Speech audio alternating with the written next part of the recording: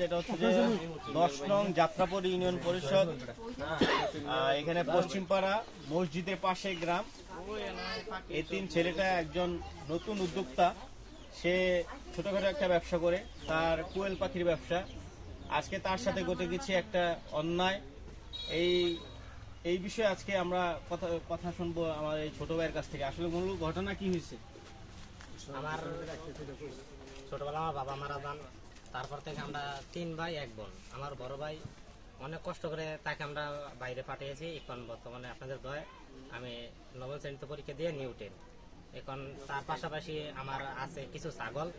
ভাই তখন বুদ্ধি দিল, বাড়ির পাশে জায়গাটা পড়ে রয়েছে, এই জায়গাটাতে একটা মাছা দিয়ে দেই, তুই কথা পাঠিয়ে দিয়ে তুই ব্যবসা কর, আস্তে আস্তে এই জায়গাটা থেকে তুই বাড়াবি।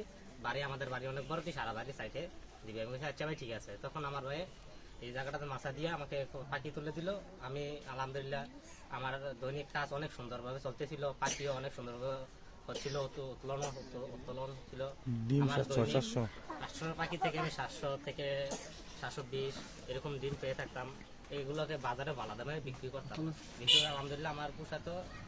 কিন্তু আমি পাখি তোলার পর বেশি দিন হয়নি, এখন আমার বাড়ির পাশে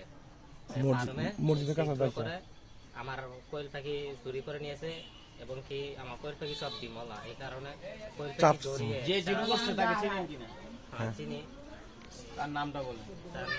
তার বাড়ি হচ্ছে মধ্যপাড়া, তার বাবার নাম হচ্ছে সাইদুল ও জাকির। যে চুরি করছে তার নাম কি? তার নাম হচ্ছে জুনাইদ, আর আরেকজনের নাম হচ্ছে সিয়াম। জাকিরের ছেলে। বাপের নাম? বাপের নাম জুনাইদের বাপের নাম হচ্ছে সাইদুল, আর সিয়ামের বাপের নাম হচ্ছে জাকির। প্রশাসনের কাছে আপনার দাবি কি? প্রশাসনের কাছে দাবি বিচার, আমার ন্যায্য বিচার দিতে হবে, আমার পাখির নির্যাতন দিতে হবে। আর ভবিষ্যতে যাতে অন্য কারোর সাথে এই আচরণ, অবিচার বা দুর্নীতি কাজ যাতে না হয়, এটার জন্য যাতে পর্যাপ্ত পরিমাণ শাস্তি। এলাকাবাসী এখানে আছে, এখানে অনেক এলাকাবাসী আছে। আমরা প্রবীণ একজন উদ্যোক্তা, নিজের ক্ষুদ্র প্রচেষ্টায় 9ম শ্রেণীর ছাত্র, ভাইয়ের নাম কি? মোহাম্মদ বাইজিদ অনেক চেষ্টা করেছে সফল হওয়ার জন্য, কিন্তু কিছু কুচক্রমলের কারণে আজকে সমাজে এইসব ছেলেরা যারা নিজ উদ্যোগে বড় হতে চায় তাদেরকে বড় হতে দিচ্ছে না। আমরা সুষ্ঠু বিচার এবং দাবি জানাচ্ছি এলাকাবাসীর কাছে, আপনারা সঠিক বিচার করবেন।